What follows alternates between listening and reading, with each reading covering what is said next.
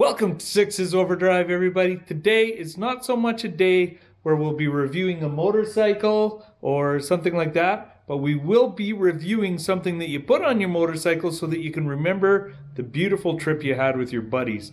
Today we're going to be talking about the Osmo Action, DJI's latest action camera to go head-to-head with GoPro, and I'm going to give you some reasons why this thing is so much better than a GoPro.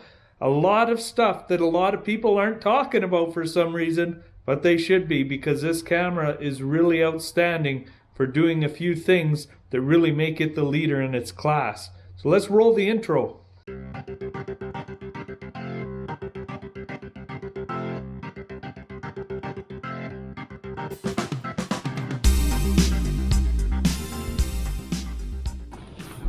Welcome back, guys. As stated, this is the best camera out there right now for action cameras, but it's not for the reasons you think. Usually when you see these reviews, the reviewers are all content creators and they're all talking about color science. Let's compare some pixels to pixels and just the key features. How good the video is, how good the distortion is on the edges of the frames, and a whole bunch of things like that. But these two cameras are really close when you're talking actually three cameras. The Hero 7, the Hero 8, and this new DJI Osmo Action. There are some other direct video comparisons that you might want, because I'm not going to go and show you the two side-by-side videos in this review. I'm going to get to the heart of the matter, what matters, because like I keep saying, these cameras, it's hard to pick a winner out of color and audio, all these different things. It's very hard to pick a winner out.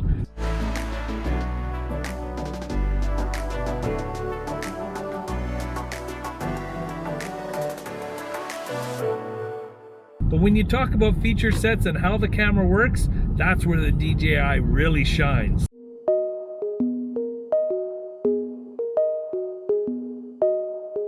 So my plan when I got this camera was to actually take it with me because it's small and inconspicuous, and I didn't think my wife would mind. We went on a date weekend this past weekend for Black Friday. We went to Edmonton. And I thought I'd take the camera with me. Well, we got up to the drive-thru at McDonald's. I shoved the camera kind of across the thing to show the coffee coming through the window, trying to get that artistic shot. And the first words out of my wife's mouth were, "Oh, honey, you're embarrassing me." Not on our date. I can't. So, well, I did get some footage of Edmonton. I didn't vlog the way I meant to be, but I really wanted this to be a vlog where I just go and use the camera mics, like the camera in the car right now that we're talking about, and the camera outdoors, how does it handle wind noise? And instead of me talking about how it does all those things, you guys can just come along for the ride and see how it works. Because I think that's a lot better telling of me going back to a studio, editing everything, and having some fake footage for you guys.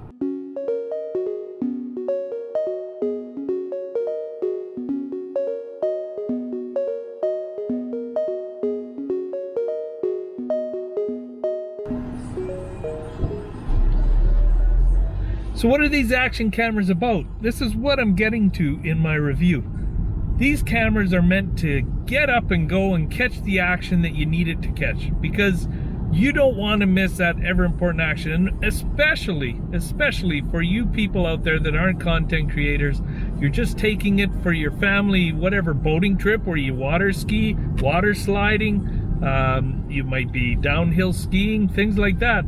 What camera is going to work the best for you guys? Because you're not the same kind of filmmakers that we are, the content creators, and I think that's where they're missing out on what they talk about with this camera.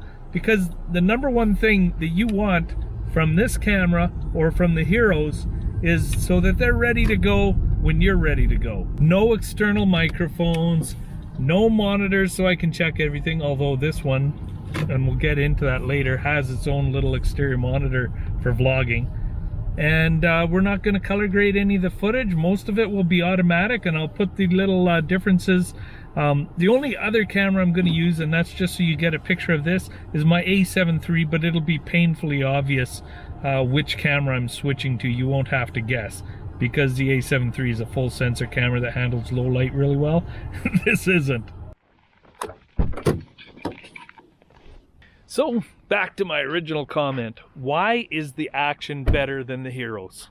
Well, one of the first reasons is the front screen. The one where you can compose all your shots and make sure you're in the proper position on the frame for when you're vlogging. A lot of the reviewers out there turn it around on the poor DJI Action and say that it has a delay. And I understand, it does have a delay. But the Heroes don't have this feature whatsoever. And it is a handy feature for framing your shots from the front. And I'm telling you right now, I don't know why they're complaining, because the only option the Heroes have is for the Hero 8. And that's going to be an add-on monitor for later. And add-on monitors mean you're plugging them in, which means you have a weak spot, which means you're probably going to break it, and it's going to cost you extra money. And I also believe that that little plug-in monitor is only going to work on the Hero 8. I might be wrong about that.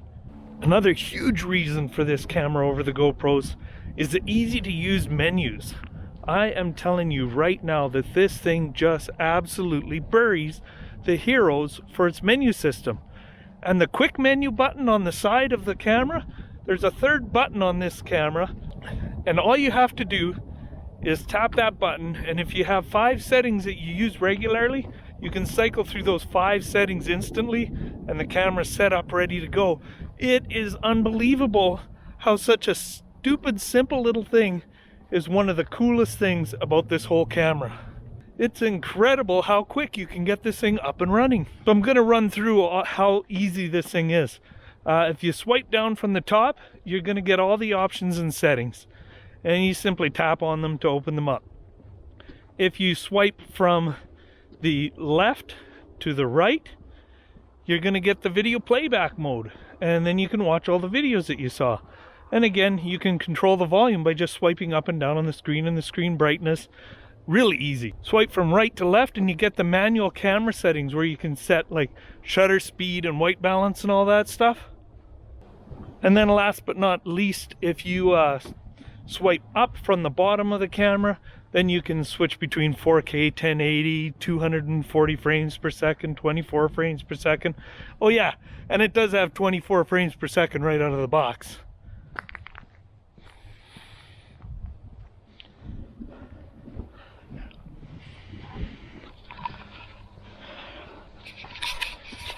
Whew. Gotta switch hands. I'm really tired right now holding this thing up like this. I'm not used to vlogging this way. Now here's a big one. Powering the camera on and off. Remember what I said before about how you want your phone to be ready when you're ready? Screen will sometimes just freeze up, or the whole GoPro will just freeze, and then you got to pull the battery out and do a hard reset. Well, picture this scenario. Let's say you went water skiing.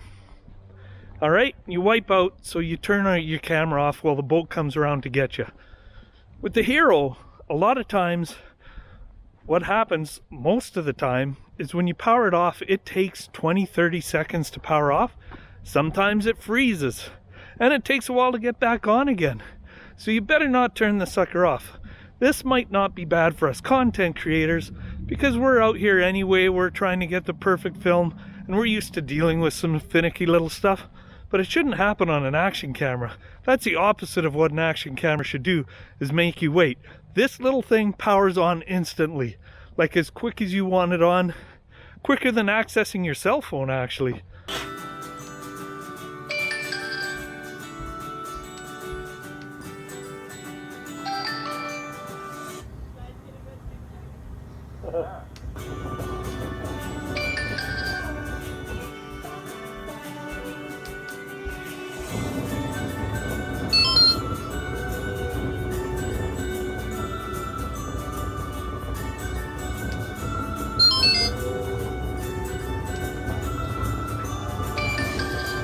Like, it's as quick as a fingerprint reader. You hold the button down for about a second and boom, you're ready to go. You're ready to film.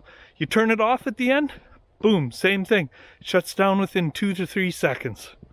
So that's a huge deal that nobody's talking about, and I can't figure out why they're not talking about it, because that is a deal breaker in my eyes for an action camera. If you can't turn the thing on and off in a hurry, then throw the thing in the garbage. What a piece of garbage. Hero's been doing that for a long time, having the cameras freeze up, taking a long time to shut down. Even the sessions, I had a session as well. and sometimes it would just take forever to shut off and it would freeze up on me. Like, shouldn't be happening. And guys, I do everything right. I get the proper memory cards. I follow the manufacturer's directions. Hero has always been like this, and DJI nailed it out of the box. It's what Hero should have been all of these years. So yeah, you can see I'm a little bit worked up, but don't even get me started on Heroes freezing up. The GoPros have been freezing up for years, and it's absolutely ridiculous on cameras in this price range. Another big reason is these cameras. Everybody talks about them being neck and neck. I watch all the reviewers. It doesn't matter who you watch. You can watch Camera Conspiracies, you can watch Peter McKinnon, you can watch anybody.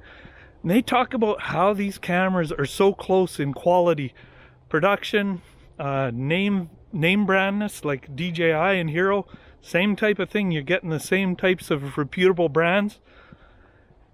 So it comes down to personal preference at the end of which one you like.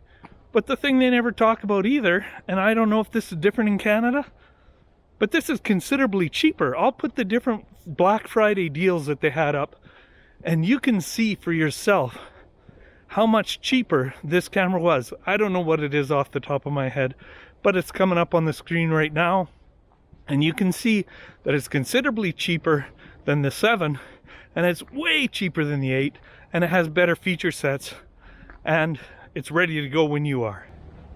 And don't forget that this one comes with the front screen, and the only one that'll get another screen is a Hero 8, and that thing's going to be expensive. It's going to add another at least good $100 Canadian to the camera, and you're going to have the risk of it breaking off, and you won't be able to use it as a proper action camera with that stupid thing hanging off it. Okay, the other reason is simplicity of design. It still has a skeleton case.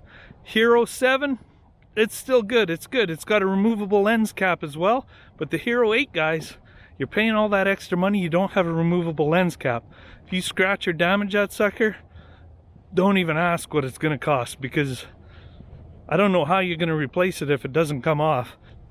And then on the bottom of the camera, they got rid of the skeleton case. So now you have it built in right into the camera, 2 little prongs that go out and go into your accessories. And already the YouTubers that are reviewing this thing are talking about how that thing's flaking out and getting all shaky and everything.